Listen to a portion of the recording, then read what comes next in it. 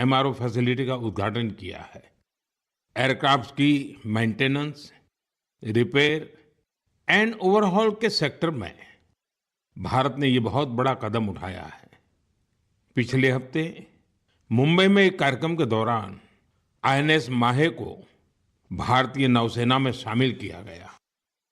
पिछले ही हफ्ते भारत के स्पेस इकोसिस्टम को स्काई रूट के इन्फिनिटी कैंपस ने नई उड़ान दी है।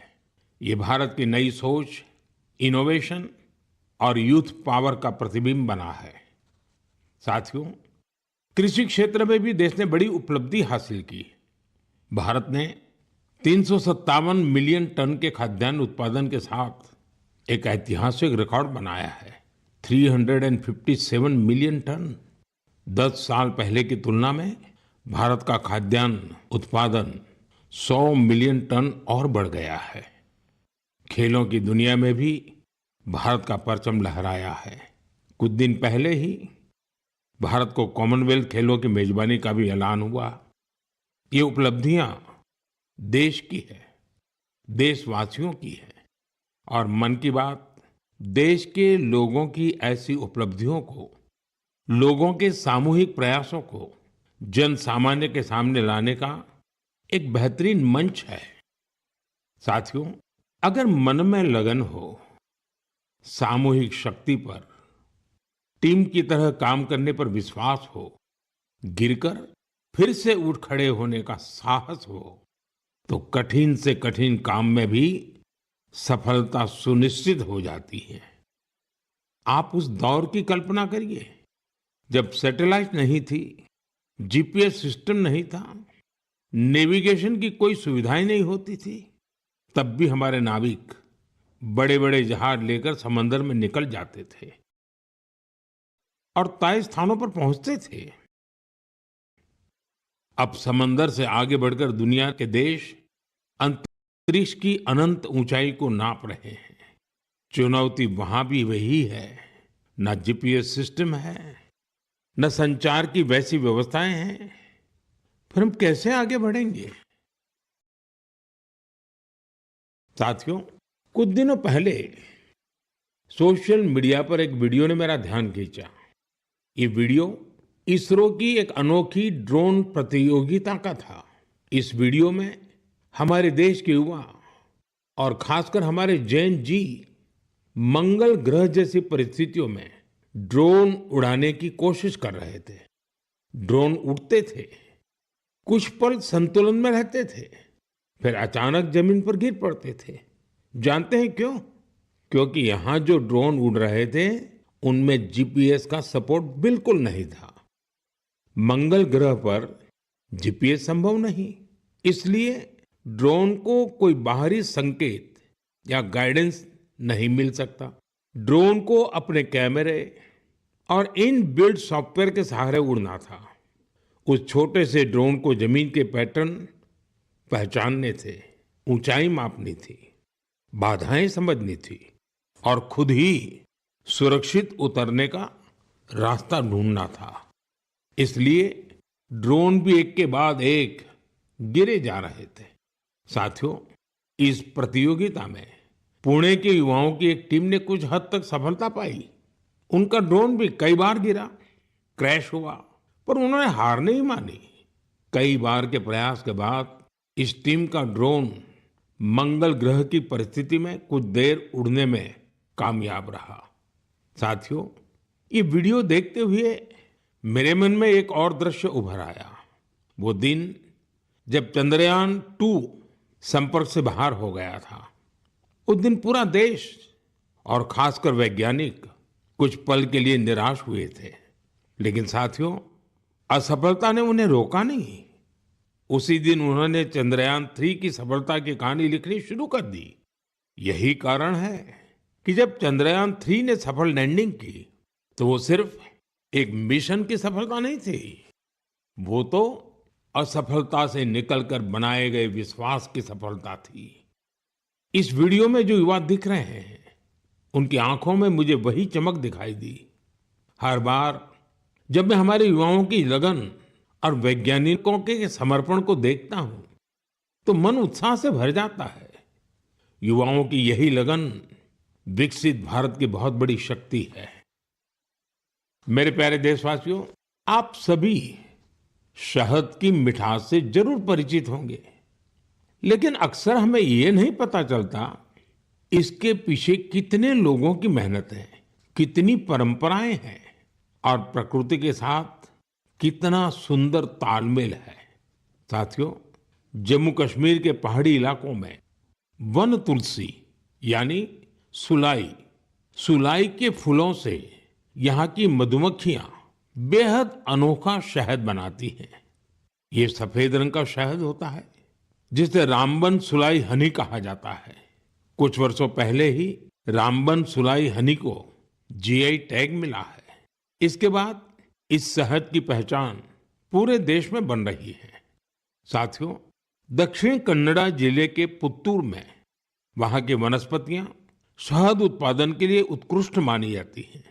यहाँ ग्रामजन्य नाम की किसान संस्था इस प्राकृतिक उपहार को नई दिशा दे रही है। ग्रामजन्य ने यहाँ एक आधुनिक प्रोसेसिंग यूनिट बनाया। लैब, बॉटलिंग, स्टोरेज और डिजिटल ट्रैकिंग जैसी सुविधाएं जोड़ी गई। अब यही शहद ब्रांडेड उत्पाद बनकर गांवों से शहरों तक पहुंच रहा है। इस प्रयास का लाभ 2,500 से अधिक किसानों को मिला है।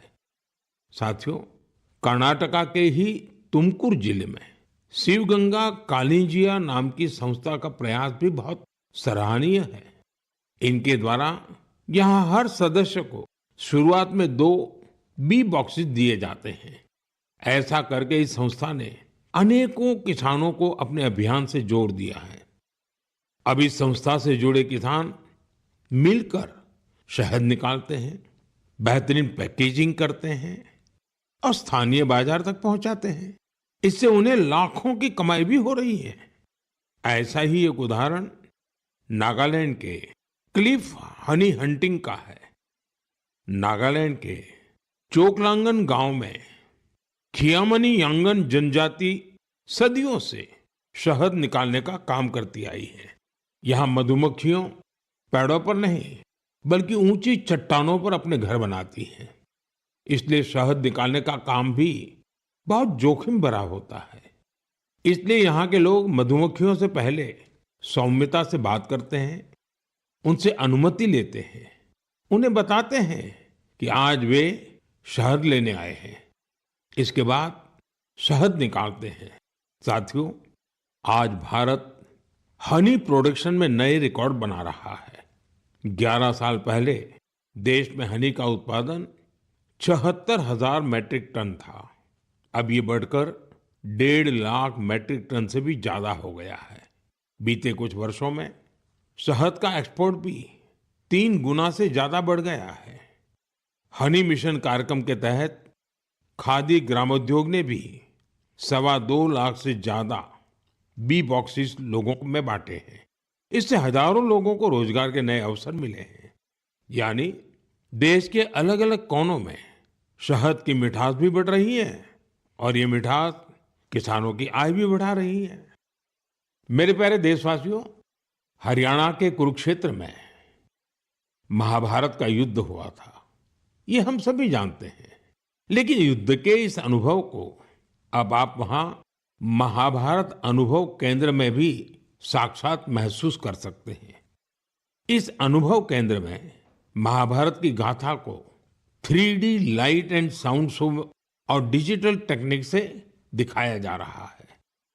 25 नवंबर को जब मैं कुरुक्षेत्र गया था तो इस अनुभव केंद्र के अनुभव ने मुझे आनंद से भर दिया था। साथियों, कुरुक्षेत्र में ब्रह्म सरोवर पर आयोजित अंतर्राष्ट्रीय गीता महोत्सव में शामिल होना भी मेरे लिए बहुत विशेष रहा। मैं ये देखकर बहुत प्रभावित हुआ कि कैसे दुनिया भर के लोग दिव्य ग्रंथ गीता से प्रेरित हो रहे हैं। इस महोत्सव में यूरोप और सेंट्रल एशिया सहित विश्व के कई देशों के लोगों की भागीदारी रही।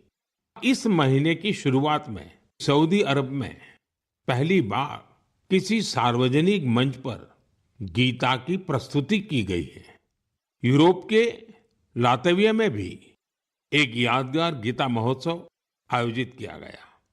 इस महोत्सव में लातविया, एस्टोनिया, लिथुआनिया और अल्जीरिया के कलाकारों ने बढ़ चढ़ करके हिस्सा लिया।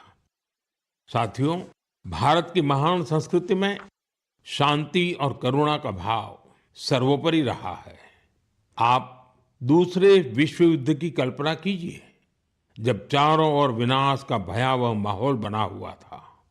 ऐसे मुश्किल समय में गुजरात के नवानगर के जाम साहब महाराजा दिग्विजय सिंह जी ने जो महान कार्य किया, वो आज भी हमें प्रेरणा देता है। उस समय जाम साहब किसी सामरिक गठबंधन या युद्ध की रणनीति को लेकर नहीं सोच रहे थे, बल्कि उनकी चिंता ये थी कि कैसे विश्व युद्ध के बीच पोलिश यहूदी बच्चों की रक्षा होगी। उन्होंने गुजरात में तब हजारों बच्चों को शरण देकर उन्हें नया जीवन दिया, जो आज भी एक मिसाल है।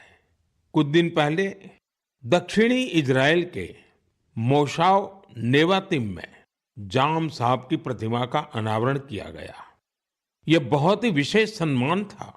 पिछले वर्ष पोलैंड के वार्सो में मुझे जाम साहब के स्मारक पर श्रद्धा सुमन अर्पित करने का सौभाग्य मिला था। मेरे लिए वो क्षण अविस्मरणीय रहेगा। मेरे प्यारे देशवासियों, कुछ दिनों पहले मैं नेचुरल फार्मिंग के एक विशाल सम्मेलन में हिस्सा लेने कोयम्बटूर गया था। दक्षिण भारत में नेचुरल फार्मिंग को लेकर हो रहे प्रयासों को देखकर मैं बहुत प्रभावित हुआ। कितने ही युवा हाईली क्वालिफाइड प्रोफेशनल अब नेचुरल फार्मिंग फील्ड को अपना रहे हैं। मैंने वहां किसानों से बात की, उनसे अनुभव जाने। नेचुरल फार्मिंग भारत की प्राचीन परंपराओं का हिस्सा रही है और हम सभी का कर्तव्य है कि धरती माँ की रक्षा के लिए इसे निरंतर बढ़ावा दें।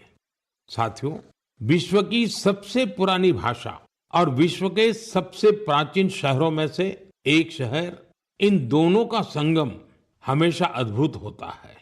मैं बात कर रहा हूं काशी तमिल संगमम की।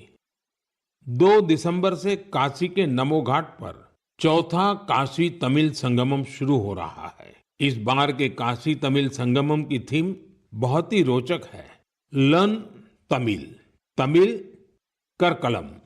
काशी तमिल संगमम उन सभी लोगों के लिए एक महत्वपूर्ण मंच बन गया है जिन्हें तमिल भाषा से लगाव है। काशी के लोगों से जब भी बात होती है तो वो हमेशा बताते हैं कि काशी तमिल संगमम का हिस्सा बनना उन्हें बहुत अच्छा लगता है। यहाँ उन्हें कुछ नया सीखने और नए नए लोगों से मिलने का अवसर मिलता है। इस बार भी काशीवासी पूरे जोश और उत्साह के साथ तमिलनाडु से आने वाले अपने भाई बहनों का स्वागत करने के लिए बहुत उत्सुक हैं। मेरा आप सभी से आग्रह है कि आप काशी तमिल संगमम का हिस्सा जरूर बने। इसके साथ ही ऐसे और भी मंचों के बारे में सोचें जिनसे एक भारत श्रेष्ठ भारत की भावना मजबूत हो। यहाँ मैं एक बार फिर कहना चाहूंगा, तमिल कलाचारम उयर्वानद, तमिल मोली उयर्वानद, तमिल इंडियाविन पेरुमिदम। मेरे प्यारे देशवासियों, जब भारत के सुरक्षा तंत्र को मजबूती मिलती है तो हर भारतीय को गर्व होता है। पिछले हफ्ते मुंबई में आईएनएस माहे को भारतीय नौसेना में शामिल किया गया। कुछ लोगों के बीच इसके स्वदेशी डिजाइन को लेकर खूब चर्चा रही। वहीं पुडुचेरी और मालाबार कोस्ट के लोग इसके नाम से ही खुश हो गए। दरअसल इसका माहे नाम उस स्थान माहे के नाम पर रखा गया है जिसकी एक समृद्ध ऐतिहासिक विरासत रही है। केरला और तमिलनाडु के कई लोगों ने इस बात पर गौर किया कि इस युद्धपोत का क्रेस्ट, उरुमी और कलारियपट्टू की पारंपरिक लचीली तलवार की तरह दिखाई पड़ता है। ये हम सबके लिए गर्व की बात है कि हमारी नौसेना बहुत ही तेजी से आत्मनिर्भरता की ओर कदम बढ़ा रही है। 4 दिसंबर को हम नौसेना दिवस भी मनाने जा रहे हैं। ये अवसर हमारे सैनिकों के अदम्य साहस और पराक्रम को सम्मान देने का एक खास दिन है। साथियों, जो लोग नेवी से जुड़े टूरिज्म में रुचि रखते हैं, उनके लिए हमारे देश में बहुत सी जगह हैं जहां जाकर उन्हें बहुत कुछ सीखने को मिलेगा। देश के पश्चिमी तट पर गुजरात के सोमनाथ के पास एक जिला है दीव। दीव में आईएनएस खुखरी को समर्पित खुखरी मेमोरियल एंड म्यूजियम है। वहीं गोवा में नेवल एविएशन म्यूजियम है, जो एशिया में अपनी तरह का अनूठा संग्रहालय है। फोर्ट कोची के आईएनएस द्रोणाचार्य में इंडियन नेवल मैरीटाइम म्यूजियम है। यहाँ हमारे देश की मैरीटाइम हिस्ट्री और इंडियन नेवी के इवोल्यूशन को देखा जा सकता है। श्री विजयपुरम, जिसे पहले पोर्ट ब्लेयर कहा जाता था, वहाँ समुद्री का नेवल मरीन म्यूजियम उस क्षेत्र के समृद्ध इतिहास को सामने लाने के लिए जाना जाता है। कारवार के रविंद्रनाथ टैगोर बीच पर वॉरशिप म्यूजियम में मिसाइलों और हथियारों की रिप्लिका रखी गई है। विशाखापट्टनम में भी एक सबमरीन, हेलीकॉप्टर और एयरक्राफ्ट म्यूजियम है, जो इंडियन नेवी से जुड़ा है। मैं आप सभी से, विशेषकर मिलिट्री हिस्ट्री में रुचि रखने वाले लोगों से आग्रह करता हूं कि आप इन म्यूजियम्स को देखने जरूर जाएं। मेरे प्यारे देशवासियों, सर्दियां आ गई हैं और साथ ही सर्दियों से जुड़े टूरिज्म का भी समय आ गया है। दुनिया के कई देशों ने सर्दियों में होने वाले टूरिज्म को, विंटर टूरिज्म को अपनी अर्थव्यवस्था का बहुत बड़ा आधार बना दिया है। अनेक देशों में दुनिया के सबसे सफल विंटर फेस्टिवल और विंटर स्पोर्ट्स मॉडल है। इन देशों ने skiing, snowboarding, snow trekking, ice climbing और फैमिली स्नो पार्क्स जैसे अनुभवों को अपनी पहचान बनाया है। इन्होंने अपने विंटर फेस्टिवल्स को भी वैश्विक आकर्षण में बदला है। साथियों, हमारे देश में भी विंटर टूरिज्म की हर क्षमता मौजूद है। हमारे पास पहाड़ भी हैं, संस्कृति भी है और एडवेंचर की असीम संभावनाएं भी हैं। मुझे खुशी है, इन दिनों उत्तराखंड का विंटर टूरिज्म लोगों को बहुत आकर्षित कर रहा है। सर्दियों के मौसम में औली, मुनस्यारी, चोपटा और डेहरा जैसी जगहें खूब पॉपुलर हो रही हैं। अभी कुछ सप्ताह पहले पिथौरागढ़ जिले में 14,500 फुट से अधिक की ऊंचाई पर आदि कैलाश में राज्य की पहली high altitude ultra run marathon का आयोजन किया गया था। इसमें देश भर के 18 राज्यों से 750 से ज्यादा एथलीट्स ने हिस्सा लिया था। 60 किलोमीटर लंबी आदि कैलाश परिक्रमा रन का प्रारंभ कड़कड़ाती सर्दी में सुबह 5 बजे हुआ था। इतनी ठंड के बावजूद भी लोगों का उत्साह देखते ही बनता था। आदि कैलाश की यात्रा पर जहां 3 साल पहले तक मात्र 2000 से कम पर्यटक आते थे, अब यह संख्या भी बढ़कर 30,000 से अधिक हो गई है।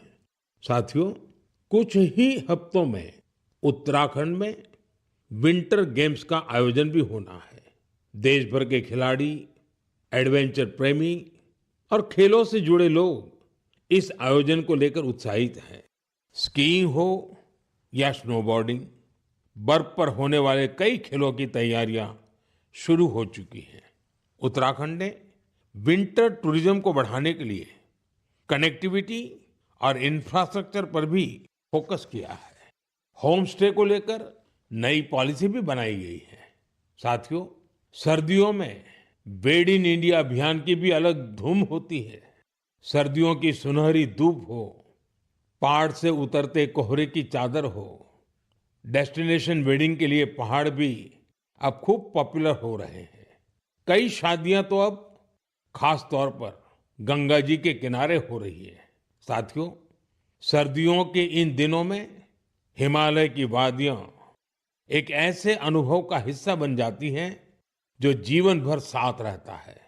अगर आप इस सर्दी में कहीं जाने का विचार कर रहे हैं तो हिमालय की वादियों का विकल्प जरूर रखिएगा। साथियों, कुछ हफ्ते पहले मैं भूटान गया था। ऐसे दौरों में अलग अलग प्रकार के संवाद और चर्चाओं का अवसर मिलता है। अपनी इस यात्रा में मैंने भूटान के राजा, वर्तमान राजा के पिताजी, जो खुद भी पहले राजा रह चुके हैं, वहाँ के प्रधानमंत्री और अन्य लोगों से मुलाकातें की। इस दौरान हर किसी से एक बात जरूर सुनने को मिली। सभी लोग वहाँ बुद्धिस्ट रिलिक्स यानी भगवान बुद्ध के पवित्र अवशेष भेजे जाने को लेकर भारतवासियों का आभार जता रहे थे। मैंने जब भी यह सुना तो मेरा हृदय गर्व से भर उठा। साथियों, भगवान बुद्ध के पावन अवशेषों को लेकर कई अन्य देशों में भी ऐसा ही उत्साह देखने को मिला है। पिछले महीने ही नेशनल म्यूजियम से इन पवित्र अवशेषों को रूस के कलमिकिया ले जाया गया था। यहाँ बौद्ध धर्म का विशेष महत्व है। मुझे बताया गया कि इनके दर्शन के लिए रूस के दूर दराज से भी बहुत बड़ी संख्या में लोग वहां पहुंचे। इन पवित्र अवशेषों को मंगोलिया, वियतनाम और थाईलैंड भी ले जाया जा चुका है। हर जगह लोगों का भारी उत्साह देखने को मिला है। इनके दर्शन के लिए थाईलैंड के राजा भी पहुंचे थे। पूरे विश्व में भगवान बुद्ध के पवित्र अवशेषों के प्रति इस प्रकार का गहरा जुड़ाव देखकर मन भाव विभोर हो उठता है। यह सुनकर बहुत अच्छा लगता है कि कैसे इस तरह की कोई पहल दुनिया भर के लोगों को आपस में जोड़ने का माध्यम बन जाती है। मेरे प्यारे देशवासियों, मैं आप सभी से हमेशा वोकल फॉर लोकल के मंत्र को साथ लेकर चलने की बात करता हूं। अभी कुछ दिनों पहले G20 शिखर सम्मेलन के दौरान जब विश्व के कई नेताओं को उपहार देने की बात आई तो मैंने फिर कहा वोकल फॉर लोकल। मैंने देशवासियों की ओर से विश्व के नेताओं को जो उपहार भेंट किए उसमें इस भावना का विशेष ध्यान रखा गया। G20 के दौरान मैंने दक्षिण अफ्रीका के राष्ट्रपति को नटराज की कांस्य प्रतिमा भेंट की। ये तमिलनाडु के तंजावुर की सांस्कृतिक विरासत से जुड़ी चौलकालीन शिल्पकला का अद्भुत उदाहरण है। कनाडा के प्रधानमंत्री को चांदी के अश्व की प्रतिकृति दी गई। यह राजस्थान के उदयपुर की बेहतरीन शिल्पकला को दर्शाती है। जापान के प्रधानमंत्री को चांदी की बुद्ध की प्रतिकृति भेंट की गई। इसमें तेलंगाना और करीमनगर की प्रसिद्ध सिल्वर क्राफ्ट की बारीकी का पता चलता है। इटली की प्रधानमंत्री को फूलों की आकृतियों वाला सिल्वर मिरर उपहार में दिया। ये भी करीमनगर की ही पारंपरिक धातु शिल्पकला को प्रदर्शित करता है। ऑस्ट्रेलिया के प्रधानमंत्री को मैंने ब्रास उर्ली भेंट की। ये केरला के मन्नार का एक उत्कृष्ट शिल्प है। मेरा उद्देश्य था कि दुनिया भारत के शिल्प, कला और परंपरा के बारे में जाने और हमारे कारीगरों की प्रतिभा को ग्लोबल मंच मिले। साथियों, मुझे खुशी है कि वोकल फॉर लोकल की भावना को देश के करोड़ों लोगों ने अपने जीवन का हिस्सा बना लिया है। इस साल जब आप त्योहारों की खरीदारी के लिए बाजार में गए होंगे तो एक बात आप सभी ने महसूस की होगी, लोगों की पसंद और घरों में आने वाले सामानों में एक साफ संकेत दिखाई दे रहा था कि देश स्वदेशी की ओर लौट रहा है। लोग अपने मन से भारतीय उत्पादों को चुन रहे थे। इस बदलाव को छोटे से छोटे दुकानदार ने भी महसूस किया। इस बार युवाओं ने भी वोकल फॉर लोकल अभियान को गति दी। आने वाले कुछ दिन में क्रिसमस और नए वर्ष पर खरीदारी का नया दौर शुरू होने वाला है। मैं आपको फिर याद दिलाऊंगा, वोकल फॉर लोकल का मंत्र याद रखें। खरीदें वही जो देश में बना हो, बेचे वही जिसमें किसी देशवासी की मेहनत लगी हो। मेरे प्यारे देशवासियों, भारतीय खेलों के लिहाज से ये महीना सुपरहिट रहा है। इस महीने की शुरुआत भारतीय महिला टीम द्वारा आईसीसी महिला विश्व कप जीतने से शुरू हुई, लेकिन उसके बाद भी मैदान पर और ज्यादा एक्शन देखने को मिला है। कुछ दिन पहले ही टोक्यो में डेफ ओलंपिक्स हुए हैं, जहां भारत ने अपना अब तक का सर्वश्रेष्ठ प्रदर्शन करते हुए 20 मेडल जीते हैं। हमारी महिला खिलाड़ियों ने भी कबड्डी वर्ल्ड कप जीतकर इतिहास ही रच दिया। पूरे टूर्नामेंट में उन्होंने बेहतरीन प्रदर्शन करके हर भारतवासी का मन जीत लिया। वर्ल्ड बॉक्सिंग कप फाइनल्स में भी हमारे खिलाड़ियों का प्रदर्शन शानदार रहा, जहां उन्होंने 20 मेडल जीते। साथियों, जिस बात की और भी अधिक चर्चा हो रही है, वो है हमारी महिला टीम का ब्लाइंड क्रिकेट वर्ल्ड कप जीतना। बड़ी बात यह है कि हमारी इस टीम ने बिना एक भी मैच हारे इस टूर्नामेंट को जीता है। देशवासियों को इस टीम के हर खिलाड़ी पर बहुत गर्व है। मेरी इस टीम से प्रधानमंत्री निवास पर मुलाकात हुई। वाकई इस टीम का हौसला, उनका जज्बा हमें बहुत कुछ सिखाता है। यह विजय हमारे खेल इतिहास की सबसे बड़ी जीतों में से एक है, जो हर भारतीय को प्रेरित करती रहेगी। साथियों, आजकल हमारे देश में इंड्योरेंस स्पोर्ट्स की एक नई खेल संस्कृति भी तेजी से उभर रही है। इंड्योरेंस स्पोर्ट्स से मेरा मतलब ऐसी स्पोर्ट्स एक्टिविटीज से है जिनमें आपकी लिमिट्स की परख होती है।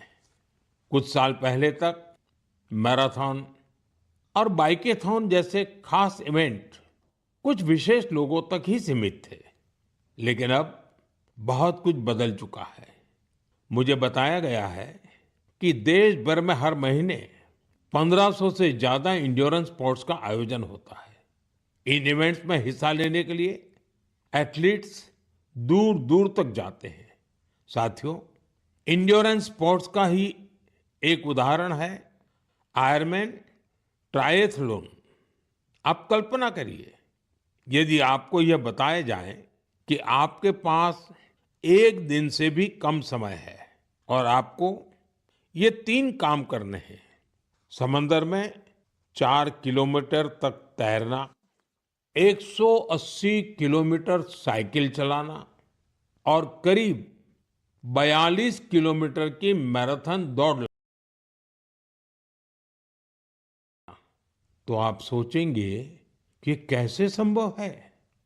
लेकिन फौलादी हौसले वाले लोग